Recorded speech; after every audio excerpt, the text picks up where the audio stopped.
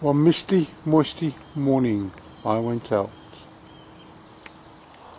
The dragon's breath envelops the land, and deep within its breath there is a woodpecker.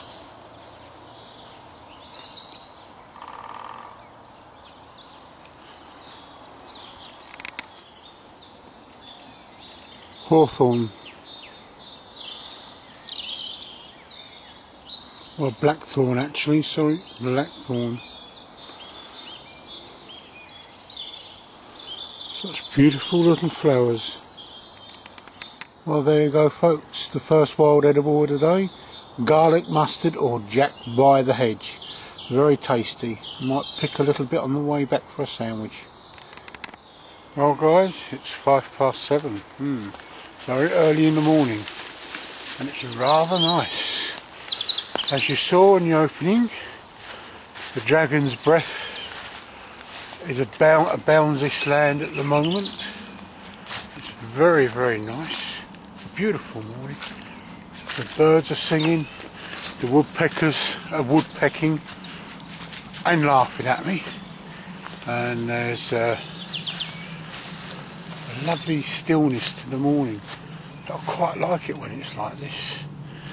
I'm out with Alfie, the foraging hound, as you can see down there. Yep, there he goes. Whoa. Right, there he is. I'm not sure what's caused that. It could be deer. I shall go around and have a look.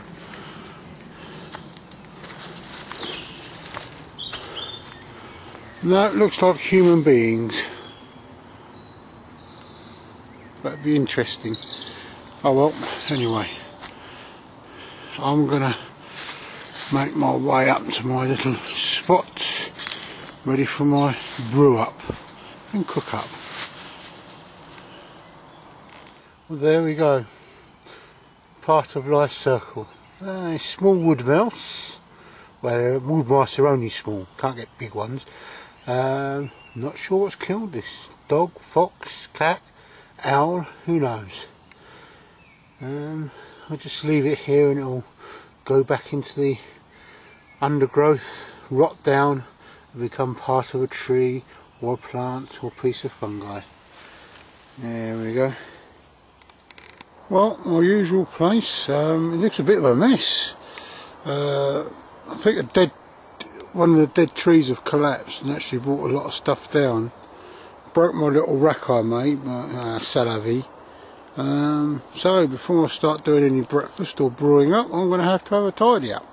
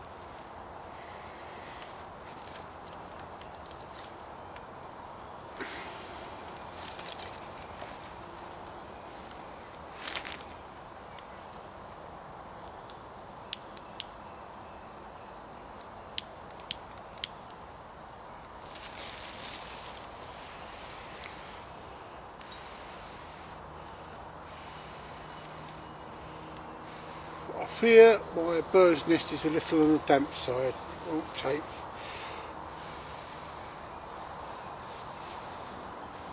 It's a shame really, it's all this fog.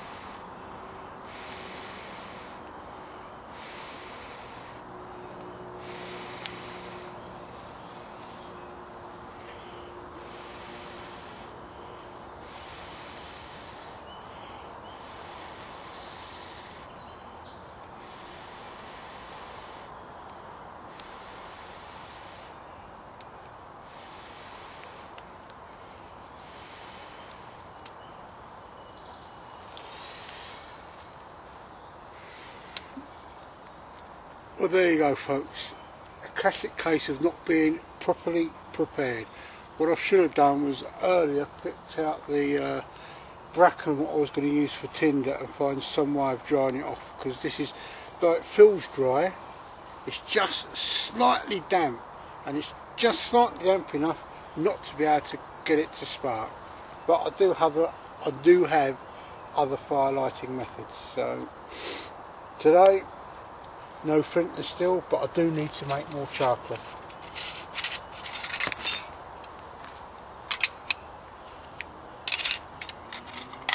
Note to self, I must be well prepared next time.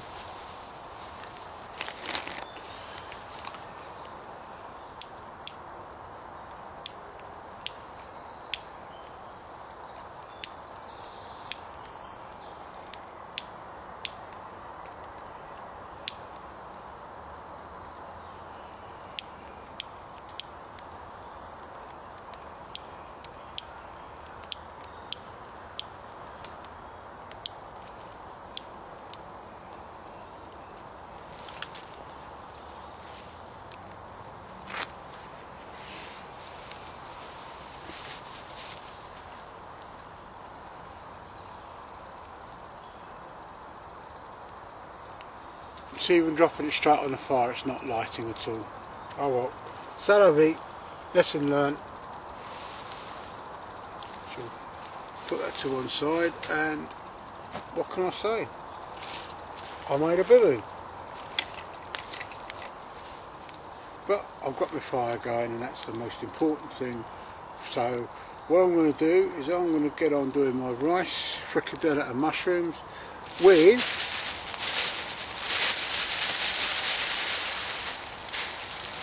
those folks, ramsons, wild ramsons, and a lot of them. Love the taste of ramsons, really nice. Obviously they have that lovely garlicky taste to it, but you've got a slight hint of bitter green as well. Really builds up a lovely taste. Well, I'm going to get on with cooking breakfast, make a brew. I'll come back to you in a minute, guys. Okie doke. Well, took a bit of doing, but I've got the fire going, and in there is a bag of rice and water. Water's hot enough for my brew, the bag of rice is getting hot for my thing. And then I've got some meaty things and some mushrooms. Fricadella, wild garlic and mushrooms. I barbecued them, well actually I just hung it over the fire rather than sort of cook them in a pan. Well, I'm going to settle back down and eat these and think about a few things, and then come back to you with some thoughts. Well guys, let's swing this round just a little bit. So I've got more of me and this little wood.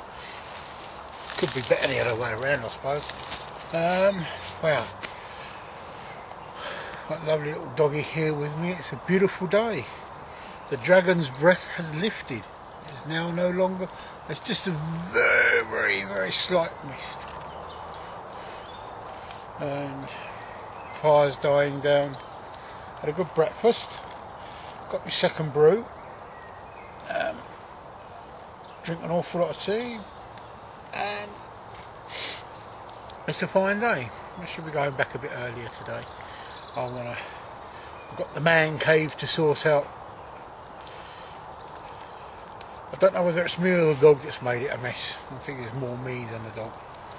But I did notice that the foil packet that my tuna fish came in last week has teeth marks in it, and they're not my teeth marks, they're canine teeth marks. But Salavi, must chuck my rubbish away as soon as I get in.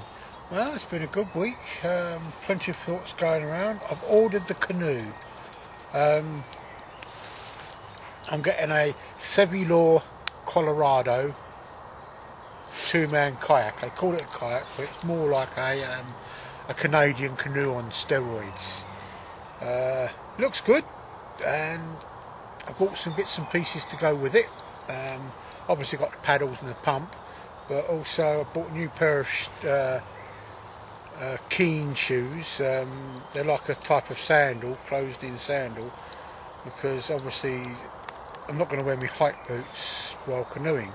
Could take them with me if I'm going to go do any substantial amount of walking, but I want something that I can afford to get wet and they will dry off quite quickly. Bought a knife and a couple of other bits. Yeah, just before I left this morning, Caleb Musgrave, a chap that's on my Facebook page, and I do follow his some of his YouTube vids, put up a very good thing on his bushcrafty blogosphere, and it's something that I've noticed, and that's the amount of BS that goes around on some of the YouTube vids particularly. It was actually pointing out someone doing spearfishing, how they never actually went spearfishing, but they're explaining how to use it. And I thought about this and I thought, yeah, most of the people I watch, and I don't watch a lot of YouTube vids now, it's just the people I subscribe to, because to be quite honest, if you try watching all the YouTube vids that are out there, you never get anything done. I don't watch a lot of telly, so the YouTube vids are a great source of entertainment sometimes. Particularly with guys like Sarah, Sepp, Tim. You get some interesting perspectives, and as well as a relatively new subscriber to my channel, Rainbow Hiker in Utah, I think he is. Great seeing different aspects of what people do and different parts of the world. Also Mike, and he's done some great cooking vids of late. I think he's a bit like me, you know, when it comes to cooking in the bush, you've got to go beyond taking a packet of noodles with you. Cooking is not a hard thing to do, and it's just a matter of thinking a little bit. And it's like today I had a packet rice which I could put in the water, and while that was heating up and the water was boiling, I prepared the mushrooms and I prepared the wild garlic and stuck the fricadelle on a skewer to put over the fire. The mushrooms and the garlic was very, very nice. I like to try and take fresh out whenever I can. You know, drive meals have their place. If you're going on quite a long couple of days hike and you haven't got a lot of room in your sack for fresh food, and fresh can weigh a bit. Dehydrated is good. At the moment I'm reading a book on called Movable Feasts, published by Cicero, and it's a book on camp cooking, and it covers many aspects. The first half of the book is to do with nutrition and making sure that you get the balance right, because you use up a lot of energy out here. Even just sitting down, your body's working all the time, your heart's pumping, you're blinking.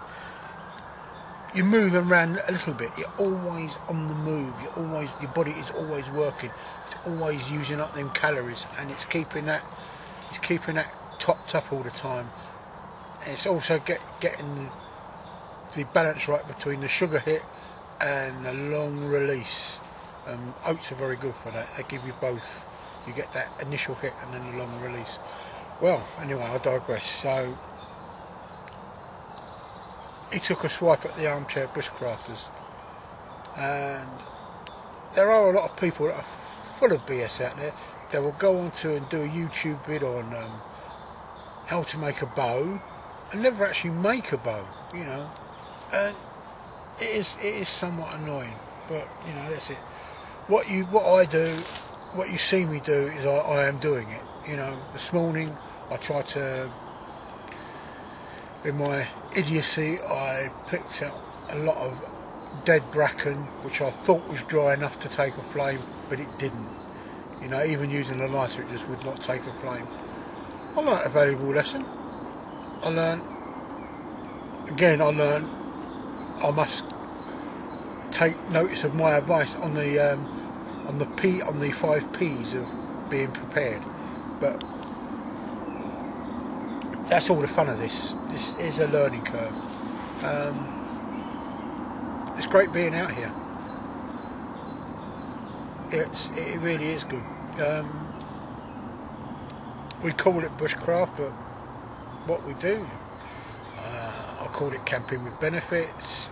It's nature watching, whatever. Anyway, as I say, I've picked up a couple of kit items.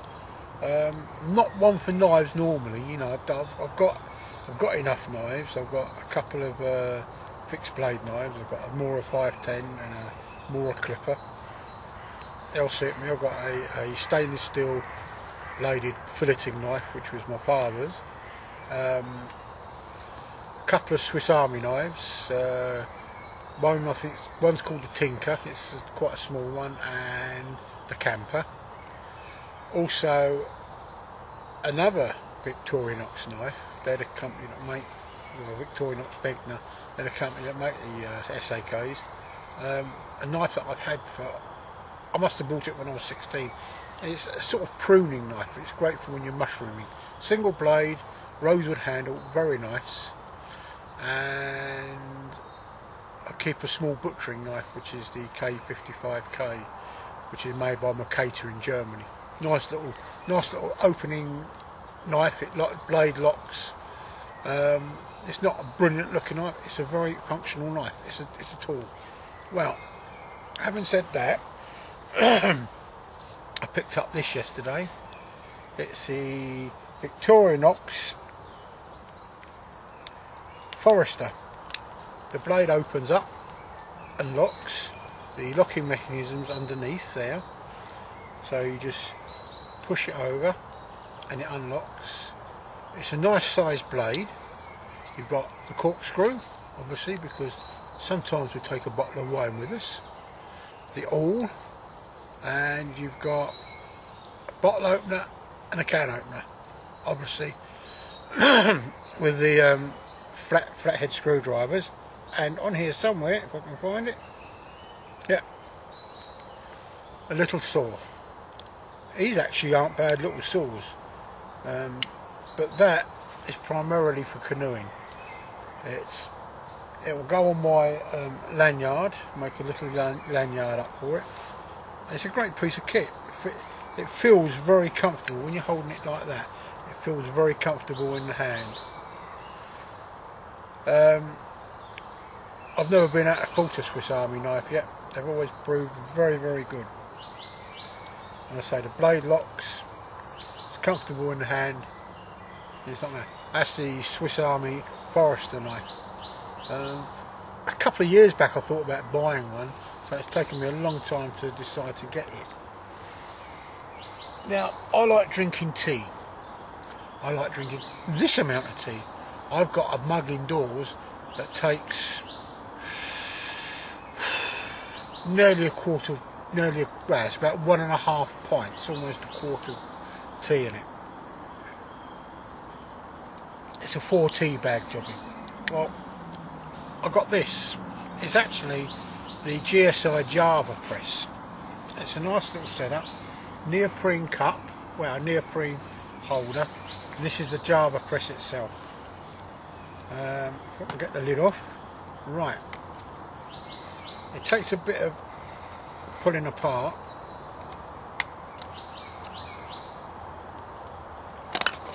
Right.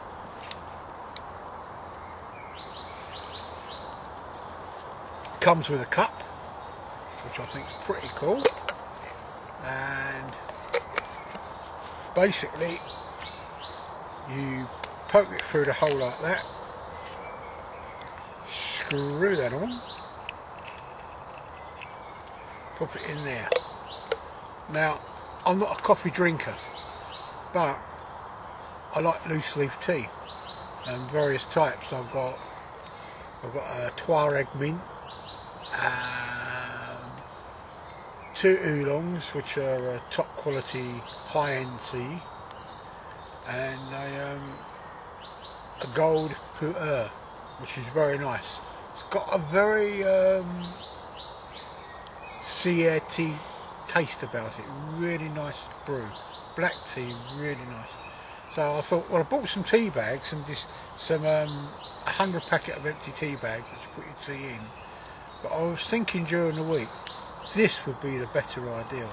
All I've got to do is mark out where I want to fill the water up to, and I can just put the tea in there, let it brew for 4 minutes, depress it like so, tip the tea out, and it's actually a very good piece of kit. And obviously that undoes.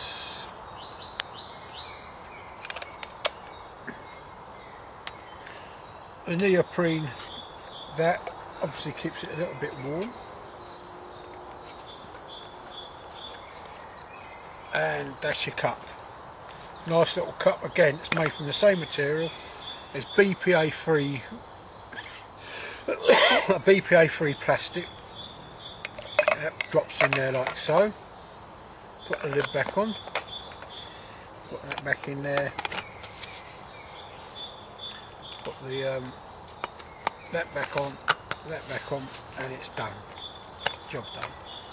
You got yourself a nice little cafetiere, and it's all there. Cup, press, fits into that nicely. I say, I'm going to expand my going outs.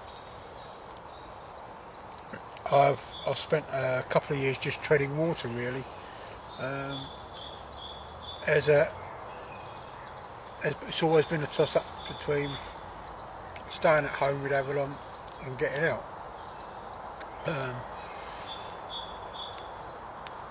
I want to get out more. This transfer in the job has enabled me to do that. I do apologise to a couple of people that I haven't sent their stuff off yet. Primarily is lack of postage money and also lack of my get up and go. Next week I will be sending the stuff off. I do apologise, Tim, and I do apologise to you, mate. It's severe remiss on my part. And some general observations. I say the bushcraft world seems to be moving ever forward into the great let's have a new shiny thing. I've seen a wood gas stove for about 49 quid, and I think it fits into a, judging by the way it looks, it will fit into a 14 centimetre bully when it's backed away. Looks a nice piece of kit. I am tempted because of the way it is. You know, it's I've seen a couple of reviews on it, and it looks good. It's made by a company called Wild Stoves in the UK. Very nice looking piece of kit. Look it out. It's not bad.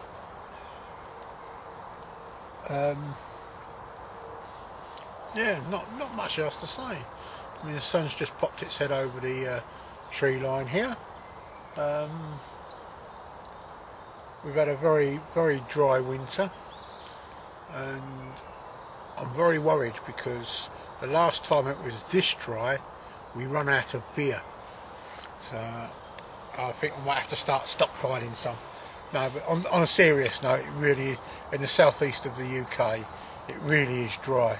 And as I said, the last time it was this dry, during the summer, we had standpipes. All the mains water was turned off. We had to go to the end of the road and get our water. The water was basically rationed. And we really did run out of beer in the southeast. I don't know about the rest of the country, because we just couldn't brew it. We got a couple of the oldest breweries in the world here, and we just couldn't brew it. The reservoirs are damn near empty, and the water companies are looking to extract even more water from the rivers, which is bad news for the environment, bad news for the fish, and bad news for much else. Well, I hope you like my little bit of burbling. It's a nice day. As you saw at the beginning, there was the dragon's breath was about, and the woodpecker was hammering its head against the wood and then laughing. So it's good. I say this is great. Things are slowly moving to the way I wanted them years ago, and it's just great. Anyway, I'm going to sign off now. I think I burbled on. I don't know what I've talked about, but it's great. I'm going to try and sort this out. I must bring my buck saw out next week and buck some of this wood up. A lot of it's just dead wood, and I've stacked it up so it's going to, if it does rain, the water will just run off it. And basically I've got a stack of firewood there. I'm just going to finally put this fire to bed, pack up, wend my way back home, and enjoy the rest of the day. I've got some stuff to sort out, as I say. There's lots to do, and little time to do it in. Anyway, just before I do go, what you do, Sandy, is bushcraft. Bushcraft is just a sexy name for camping out and being out here in what we call the nature. The wild, well, it's not really wilderness for us in the UK. We don't, particularly in the south, we don't really have wilderness. Where I can hear traffic. Earlier on I heard an ambulance, because about 2 miles that way there's a hospital. And I say, it's we don't have wilderness as such.